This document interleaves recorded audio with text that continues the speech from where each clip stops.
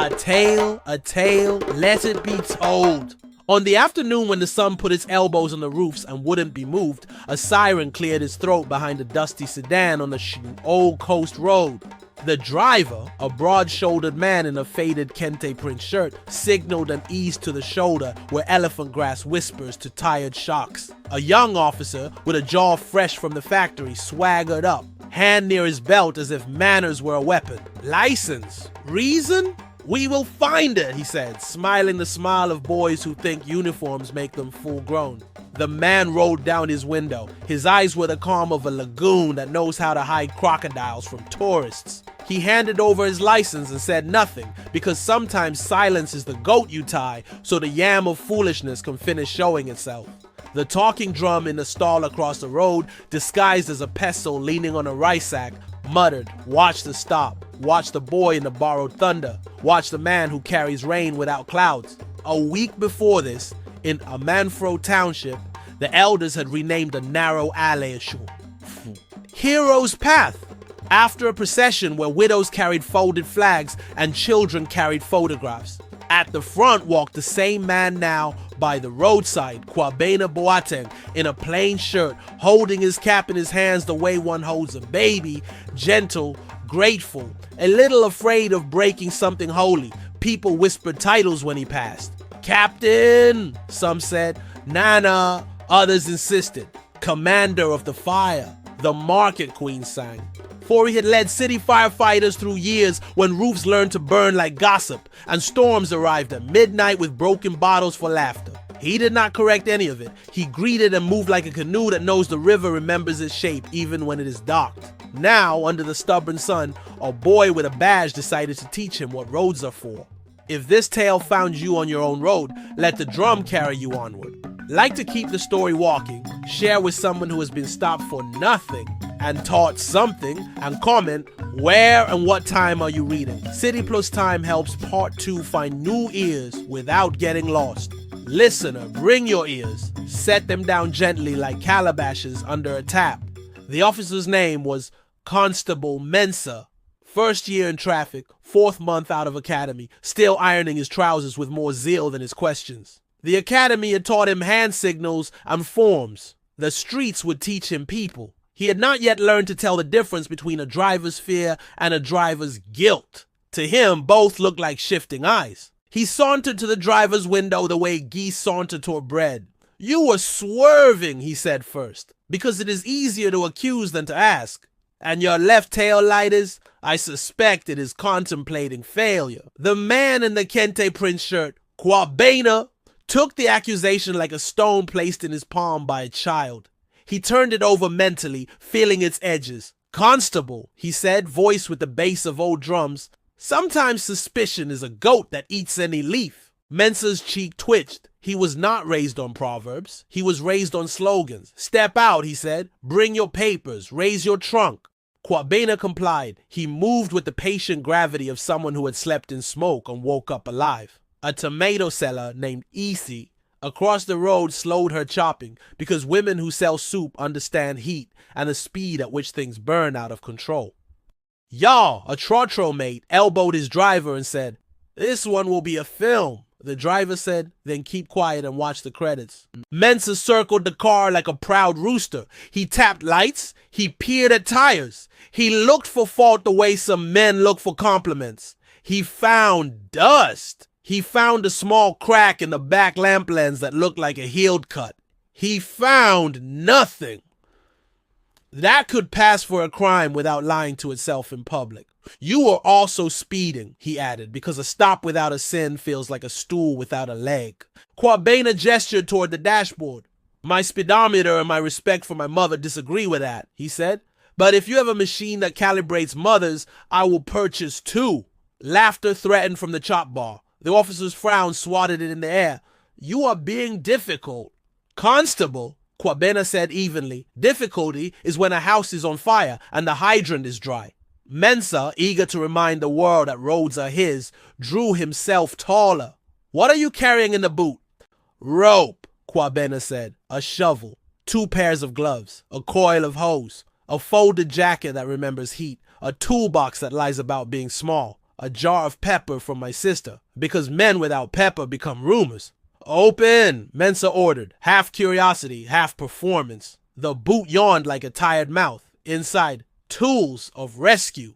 Rope coiled like a sleeping python. A pry bar wearing scars. A first aid kit fat with stories. Mensa prodded items he did not recognize in their off-duty clothes. He picked up a helmet's its reflective strip dulled by smoke history and turned it over. On its inside, penned in fading marker, Battalion 3, K. Boatman.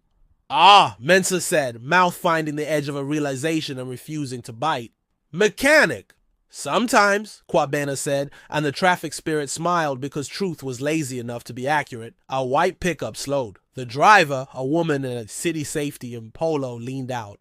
Everything all right, officer, she called. She squinted past Mensa, saw Kwabena, and lifted her chin in recognition. He returned only a nod, modest as a spoon.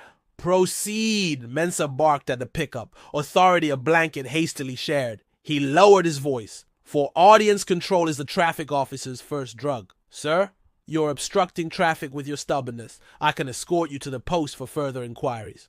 Kwabena looked at the line of vehicles. A trotro bulging with gossip. A taxi with one headlamp brighter than the other, like a man with two opinions. A private car where a child pressed her nose to the glass with the intensity of an astronomer. He looked at the sun chewing on people's patience. He looked at Mensa, whose youth shone like oil on water. Beautiful, dangerous, not yet useful. Constable, he said, I will follow you if you insist. But before you insist, I ask one question. What did you see that made you stop me? If you say nothing, your uniform will need to drink water. Mensa shifted. Pride is a stray dog. It will eat with any hand that offers. It never remembers who fed it last. And it bites when surprised. He could not say nothing in front of the tomato seller, the trotro mate, the child with the galaxy face. The academy had not trained him to admit error without becoming the error. He glanced at the license in his hand. He had not really read it because entitlement hates reading. Now he read. Kwabena Boateng. Beside the name, a small notation some never notice. Special emergency corridor access, fire service. The photo matched the man, except in the photo, the man wore a uniform that did not need to raise his voice. Mensa flipped the card. On the back, in tiny writing that prefers quiet to fame, honors, city medal for gallantry, flood rescue citation. His face performed a small circus of emotions. Surprise, calculation, embarrassment, the stubborn thought that says, even so, he should not think himself above stopping. He swallowed. The powder of pride is dry. It chokes if not accompanied by water. Why did you not say? Mensa murmured. A question that often arrives late to the party truth has already thrown. I was waiting for you to ask, Kwabena said. You did not ask. You told. Higher. A road is not a parade ground. It is a marketplace of needs. If your first sentence is a shout, your last sentence will be an apology, and you will not enjoy eating it. The tomato seller, who had the gift of summing up entire treatises in chopped syllables, announced, Hey, which is Akan for, let us respect. Mensa felt the audience leaning toward a language he did not speak. Humility. He did not want to become a meme in a country where phones carry justice faster than courts. He straightened. He returned the license, this time using two hands, the way we hand over bowls to elders whose hands can still beat us at arm wrestling. Proceed, sir, he said, voice respectful as a Sunday. Kwabena did not move. He studied the boy's face, not with malice, but with the careful attention one gives to ladders whose rungs saved you once and could save this town again if maintained. Constable, he said softer, do you know who you are stopping? The boy bristled the last time. Sir, I have your name. That is enough. Good, Kwabena said. It is enough. But my real rank is not in plastic. It was given by heat and by crying. I am keeper of ladders, breaker of doors, midnight swimmer, funeral carrier of the brave. Men salute me not because of stars on my shoulder, but because I have held children that the river wanted to keep and negotiated with fire until it agreed to be a memory. Today I'm in plain cloth. Tomorrow I may be in your stairwell carrying your mother. Mensa's spine forgot how to pretend. Something inside his chest stepped from parade to procession. He saluted. Not the ID, but the catalog of service he had just been made small enough and large enough to hear. It was not a theatrical salute. It was a bow of the neck that the sun does not require, but the heart does. The Trotro mate clapped once, because clap once is Ghana for we saw. AC smiled and returned to tomatoes, because stew must continue even when wisdom occurs. There's one more thing, Kwabena said. Mensa inhaled, fear checking the list of possible future humiliations. Do not salute me and forget to salute people. Look, Kwabena said, if you salute uniforms more than needs, you will someday appear in a video titled Officer Eats Humility in Public. That dish is nutritious but bitter. Learn to ask first. Learn to say for nothing. Only to yourself when the lesson is finished and the apology has been paid. He closed his boot. He entered his car. He signaled. He waited for the Trotro to perform its usual opera. He pulled out into the road, which forgave him because roads forgive those who do not pretend to own them. Mensa stood, hands empty, mind full. A second officer, Sergeant Aqua, who had been writing reports in the shade and pretending not to watch, walked over. She was of that age when women learn to store laughter in a place that looks like wisdom until it is safe to take it out.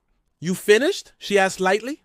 I started, he said in a new voice that had swallowed some sand. I started learning. Good, she said. Then fetch the my stop log. We will write, and then we will visit the low firehouse when we go off duty. Why? To learn how to salute work, not clothing, she said. Also, that pepper soup is better than ours. A tale, let it be told. By evening, the incident had become a small traveling theater. A boy posted a short clip, not of the stop itself. No one had filmed because all had filled hands, but of Mensa's salute, framed by elephant grass and market umbrellas. The caption, when rank walks without begging, even pride finds a chair. The comments were the usual stew. Praise, caution, jokes, politics pushing its face into things it does not feed. Beneath it, a handle named Asafo Mother wrote, bring this man to the town square. Let him tell boys in uniforms and boys in sneakers the difference between thunder and rain. The difference between thunder and rain is that one makes noise and the other grows things. That night in a room above the firehouse, where boots sleep standing up because they may be called before they're ready, Kwabena polished the helmet whose inside had betrayed his name to a boy.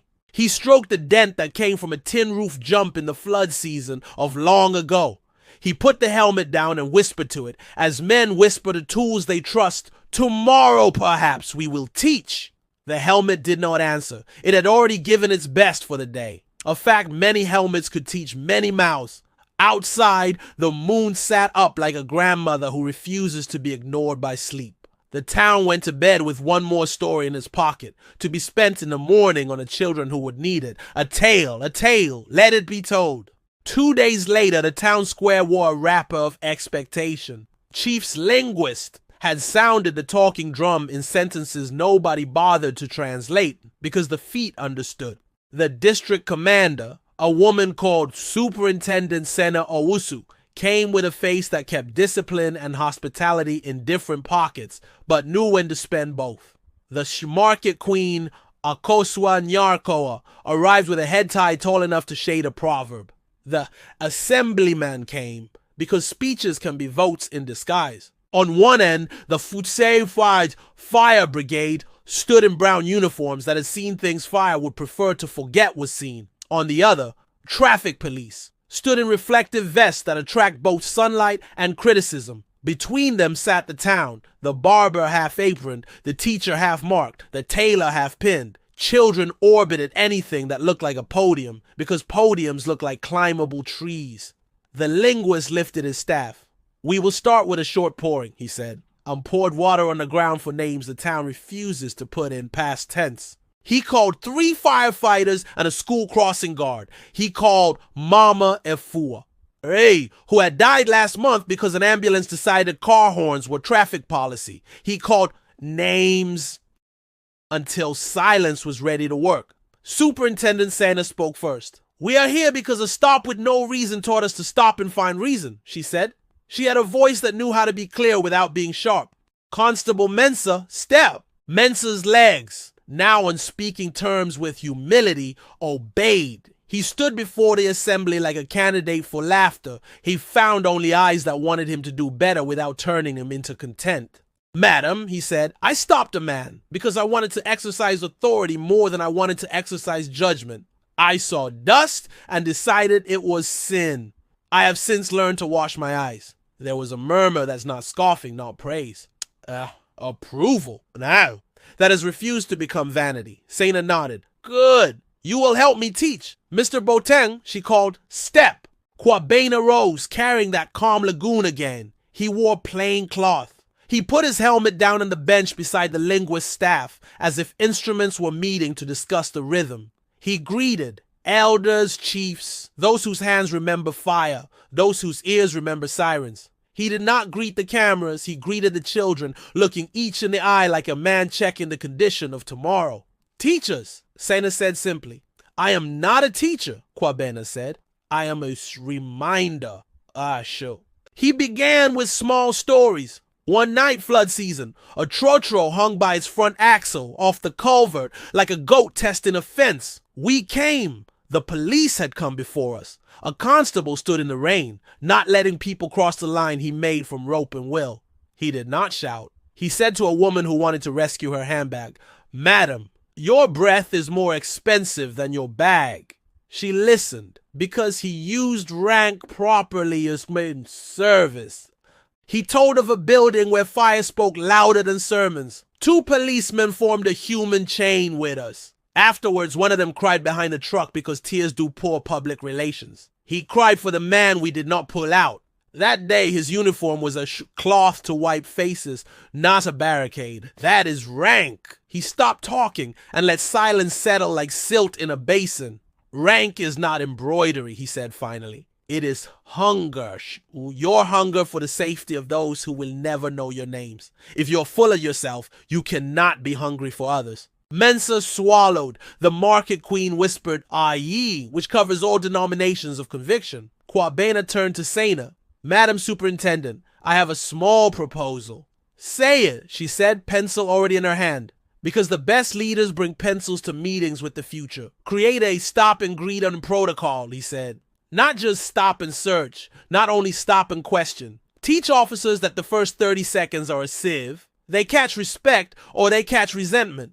They will carry what they caught for the rest of the interaction. Let the first sentence be, good afternoon. And the second be, I am stopping you because if there is no because, there must be proceed. Sena nodded. We can do that. Also, he went on, build a courtesy log. Every stop must produce not only a ticket when necessary, but a reason written with a pen that knows embarrassment. Publish the numbers monthly. If an officer has many stops with few reasons, send them to the bench. He smiled. Not the one outside the station. Build a bench of rank in the square and carve on it. Authority is a borrowed stool. Let officers who forget sit there 1 hour, not as punishment, but as calibration. Citizens who mock without understanding may sit there too, writing down the work they have seen other people do for them without uniforms. The town hummed. The linguist turned to the chief. Nana, the chief, who wore wisdom and boredom in equal measures on most days, looked unusually awake. Let the mason carve, he said. Let the bench sit under the big neem tree where gossip likes to test its legs. Sena raised a hand. Add to the protocol that a salutes are for acts, not mere status. If an officer salutes a uniform while insulting a civilian, the salute is a weapon dressed as a flower. She looked at Mensa and added softly, I have done it. I have corrected myself. Mensa nodded, slow, the speed at which men do not undo what they learned. I will help write the chauffeur's draft out, madam. The full assemblyman cleared his throat to remind people that politics still dreams of being useful. We will pass a bylaw, he said, requiring reason cards in every patrol car. On one side, procedure. On the other, questions that de-escalate. We may be poor in many things, but we will be rich in words that calm. The market queen stood, adjusting wrapper and mood. And if an officer humiliates a trader in the market, she declared, he will sit and listen to the price of tomatoes for 1 hour. He will end that hour knowing the economy better than a textbook. Laughter that tasted like agreement spread through the crowd. Kwabena lifted his helmet and turned it over. This bowl saved my head. Today let it save our tongues. He handed it to Mensa. Read the inside. Mensa read the marker that had survived many washings. Battalion 3, K. Boating. He looked up. Sir? My brother, Kwabena corrected. Call me brother when we carry together. Brother, Mensa said, the word discovering new tattoos as it left his mouth. Sena clapped her hands once. Quick training, she announced. 5 rules stops with sunlight, eh? She held up her fingers. 1, introduce yourself. Name and number. 2, state the reason. If none, release. 3, speak like a neighbor. Tone is color. Paint your authority like a house you must live in. 4, ask first. Then command if danger insists. 5, write it down. If you're ashamed to write it, be ashamed to do it.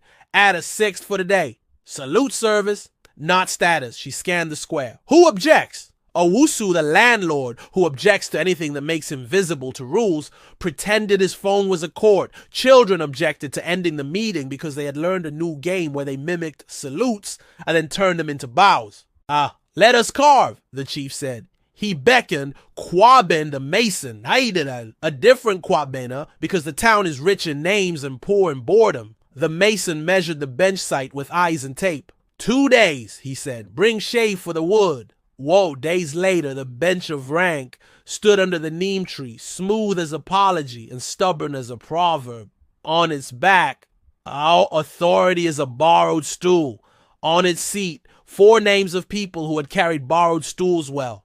2 officers, 2 civilians. The bench smelled like oil and new rules. Sena instituted stop logs. That very week, she asked Sergeant Aqua to audit them.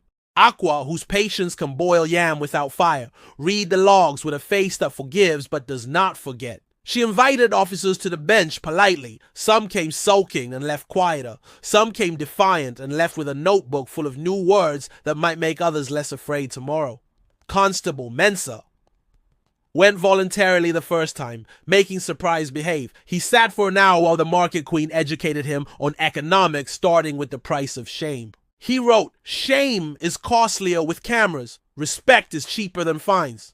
He saw 3 citizens sit by choice. 1 a boy who had harassed a parking attendant because testosterone suggested it. 1 a woman who confessed she had invented an insult an officer hadn't offered. 1 the assemblyman's driver who parked in a fire lane for just 5 minutes. A unit of time that has murdered more people than malaria. Meanwhile, Kwabena continued, work? Because heroes bored by attention are the safest kind. He pulled a baby from a smoky room and handed her to a mother who had promised God 3 goats and a life of decent gossip if granted this one mercy. He waded waist deep in floodwater that had stolen a footpath and turned it into an argument. He taught recruits that hydrants are trees planted for thirsty dragons. You speak to them kindly and often, or they will decide not to help when you need them. At night, he returned to the bench under the neem to listen. He heard new phrases bloom in traffic stops. Good afternoon from officers. Thank you for explaining from drivers. Proceed, said more often than pay now. He heard the noise of grudges soften into chords. He also heard the stubborn ones grumble. He was patient, the way fire teaches patience, by reminding us what happens to hurry when it cooks too hot. One evening, Shorena arrived not as drizzle but as argument. A 15-seater bus stalled mid-roundabout, sleeping at the wrong time. Cars panicked like goats in thunder. A rider fell from a motorcycle. The kind of fall that could have ended a different story with a different narrator. Mensa sprinted into the rain, not toward the driver's wallet, but toward his whole arm. You? The rider said through pain. The salute boy? Yes, Mensa said, grinning because rain makes boys honest. He dragged the rider and his bruised dignity to the curb. Znaz arrived with a megaphone and directed cars with a voice that negotiated between rain and fear. Kwabena arrived with a coil of rope that refused to learn to behave badly. Together, police and fire pulled the bus out of the roundabout's throat. Horns refrained from being judges and became musicians. When it was done, Mensa saluted the elder man. Not showy, not the foolish bang of knuckles on forehead, just the inclination of altitude that says, I see your years in the ladder you climbed. Kwabena did a thing he rarely did. He returned the salute, then he bowed. Slow, deep. The town witnessed a small trade in gestures. Rank paid to service, service paid to humility, humility paid to the common pot. The next morning, Aqua posted the stop log summary. Stops 312, reasons recorded 299, warnings 87, tickets 64, apologies 31, bench sits 5. And at the bottom, a proverb: if your pen can't write reason, let your feet write go. The comments at the station's notice board were predictable and therefore comforting. We are becoming soft.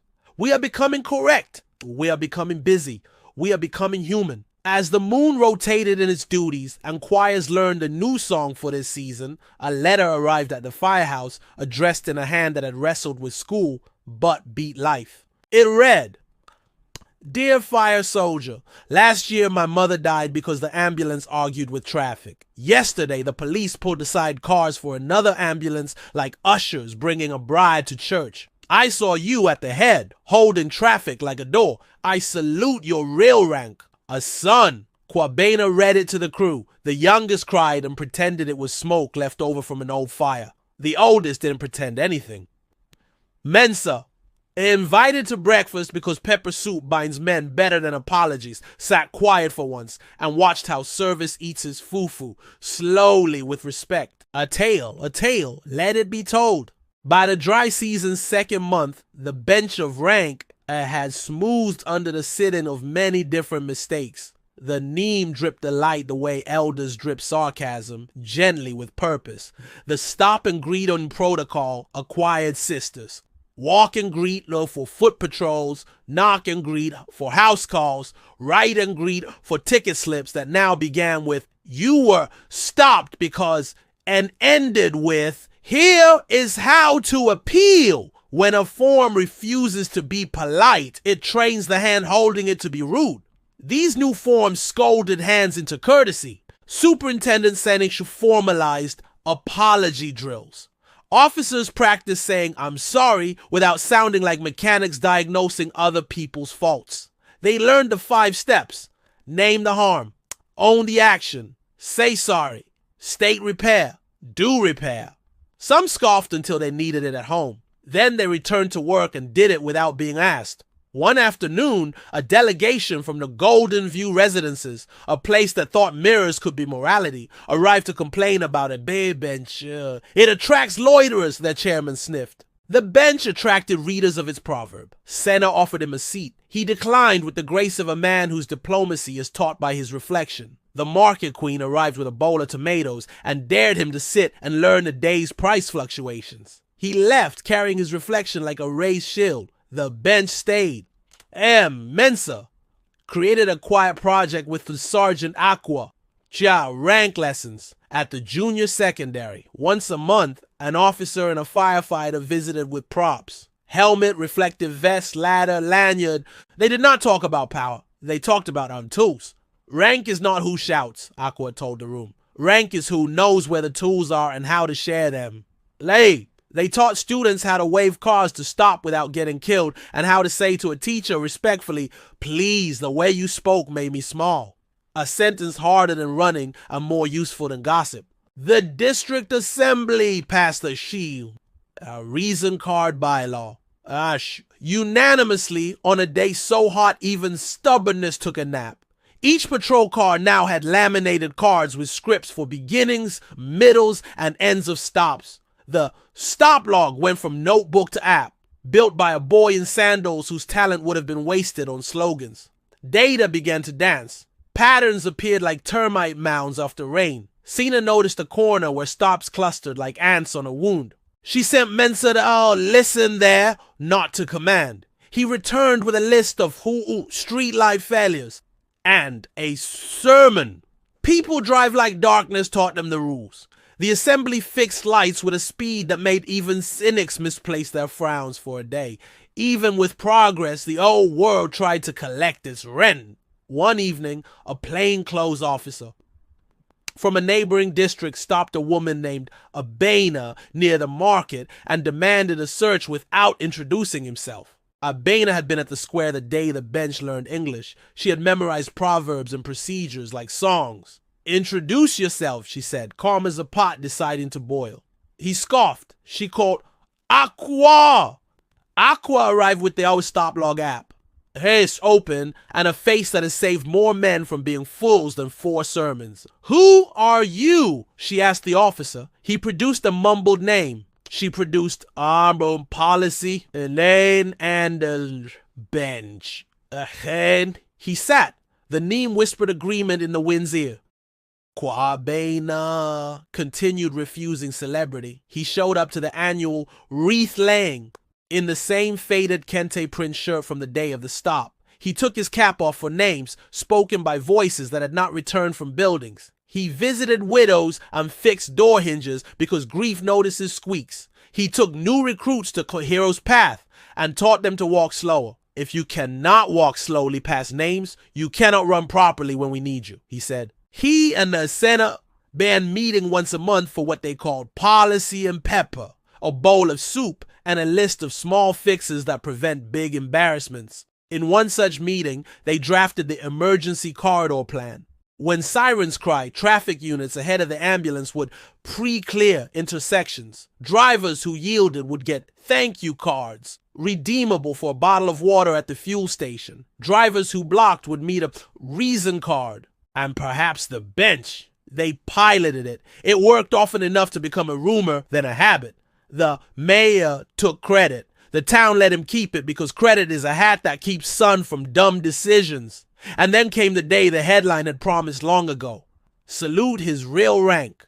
Not once, but properly with witnesses and a paper that remembers. The occasion was a Hood state ceremony at the Civic Center for citizens whose hands had a history of being useful. There were medals, there were speeches, there was the minister who likes cameras and carries them in his wallet. Names were called. People went up, gave gratitude the way farmers give yams, a heavy, undeserved groan from the earth's patience. "Next," the announcer said, reading like a schoolboy corrected in assembly. "Mr. Kwabena Boateng, for service to the city, fire rescues, flood leadership, public safety reform collaboration." He went up slowly. People cheered the way people cheer when clapping becomes theology. On one side of the stage, a row of policing stood at ease. Badges glinted. On the other side, firefighters stood in boots that remember ash. The minister pinned a medal shaped like a thoughtful sun. "Thank you for your work," he said, the sentence he keeps for any situation that feels like it deserves more but which his schedule cannot feed. Kwabena turned to leave the stage when Fulina Superintendent Saina stepped forward, out of line, out of instructions, into sense. She saluted, not the crisp performative salute that frightens flies but leaves hearts unbothered. A real salute, the kind you feel in your back teeth. She held it. Behind her, Hodier, Constable Mensa, who was now a constable in name only because humility had promoted him, snapped his hand up too. Sergeant Aqua saluted, then smiled because smiles are allowed at real salutes. The line of police followed one by one like dominoes learning good behavior. The room stood. The minister, clever enough to know when a moment is bigger than his talking points, stepped out of the camera's way. The market queen ululated. A boy in the back tried to imitate the salute and accidentally discovered his spine. The bench under the neem far away must have felt something and creaked in contentment. Kwabena did not soak in it. He returned the salute, then turned to the townspeople and bowed, deep, long. "I am your ladder," he said softly into the mic that didn't know how to be quiet for poetry. "You may climb." Later outside, reporters asked the questions reporters ask when their deadlines and their hunger fight in the mouth. "How does it feel to be saluted by the police?" One prodded, hoping for fireworks. Kwabena wiped his face with a handkerchief that had known more smoke than fabric softener. "The salute is not for me," he said. "It is for the days when fire wanted to rewrite our names and we said no. It is for the mothers who taught us to bring water before bringing words. It is for officers who stand in rain to hold back crowds from their own mistakes. If we begin to salute the right things, our children will not have to learn the difference between thunder and rain because they will only know rain. Sir, another reporter asked, what is your real rank? He smiled. Husband of Akosua, father to Kuku and Sena, son of Abena, keeper of ladders, borrower of courage, payer of apologies. Pick any. They all outrank medals. Mensa, now Mentor Mensa to cadets who still led with sirens in their hearts, stood nearby and watched the crowd listen to a man who refused to become a statue while he was still capable of moving tables into better places. He thought of the day by the road, the license, the helmet, the permission to become someone else by keeping an old promise. He touched the edge of his cap not to show off, but to remind himself where it ends and his forehead begins. The bench continued its quiet rulership. Tourists asked for selfies with its proverb. The bench did not mind, being too wooden to become vain. A councilwoman tried to move it to the civic center for prestige. The market queen heard and asked her to come sit. They sat. They looked at the neem. They listened to wind that sounded like advice. The bench remained. In the months that followed, there were setbacks. There always are. An officer forgot to stop and greet and became a shout in human trousers. He sat. A driver insulted an officer's mother in 3 languages. He sat. A firefighter cut corners on maintenance because sleep seduced him. A hydrant sulked when needed. He sat not at the police bench, but on a secure stool by the station's door, where tools can watch you being foolish. Lessons moved around the town like a well that has learned to walk. School children wrote essays. Authority is a borrowed stool. Some were clumsy and honest. Some were eloquent and borrowed. A few were perfect because a grandmother sat beside them, feeding them lines that tasted like mango fiber stuck between your teeth. Annoying, useful, unforgettable. The best essay became a song the school choir sang under the neem, and for the first time the bench heard harmonies. As for policy, it acquired shoes. The reason cards became law in 2 adjacent districts. The emergency corridor plan, Shane, went regional after one video showed an ambulance sailing through a sea of yielding cars like a fisherman's dream of heaven. The minister announced Shane National Listening Week, and the town rolled its eyes and then participated anyway, because sometimes politics guesses correctly. One evening when the moon forgot to be shy and the streetlight remembered its job, Mensa walked the old coast road alone after shift. The elephant grass still whispered the way gossip does after the main scandal has retired. He reached the spot where he had saluted a man's service for the first time. He stood. He saluted again, not to a person, but to a place where he had turned a page inside himself. A trotro honked. He laughed and saluted it too, because why not practice? The tomato seller Asian saw him and called across the quiet. Officer, Ma, he answered. Are you hungry? Always. She handed him a bowl. Take and carry to the sergeant. Tell her it comes with a message. What message? When you teach boys to greet before they search, tomatoes arrive at the station unbruised. Mensa bowed his head over soup that smelled like a childhood that didn't rush to be grown. He carried it to the station, thinking of benches and boots and the names inside helmets. He thought of Kwabena, who would be sitting somewhere oiling tools the way some men oil their egos, and felt grateful for the redistribution. At home, Kwabena placed his medal in a drawer where socks gossip. He put the reason card, nod, and he had been given as an honorary mascot on top of it. He placed his helmet on the shelf. He sat outside and watched the night change his mind about being lonely. Akosua, his wife, came and sat beside him with tired legs that had chased bargains into surrender. They did not talk much. They listened to crickets, which are the drums of people who can't afford drums. He thought of the boy by the roadside who had learned to salute without regret, and of the day that boy would become a man whose salutes are not borrowed but earned. A tale, a tale. He whispered to the dark. Let it be told, the dark answered, because some towns learn to reply. The telling is finished. The salute continues. If you drive through Amanfro, carry patience like a spare tire. If you wear a uniform, remember your head and your heart share one neck. If you carry a ladder, lend it. And if you must stop someone for nothing, stop first at your own mouth and ask it for a reason. Now you, where are you reading and what time is your clock willing to confess? Write it so the drum can travel to the next roadside where a boy is learning not to shout before he greets.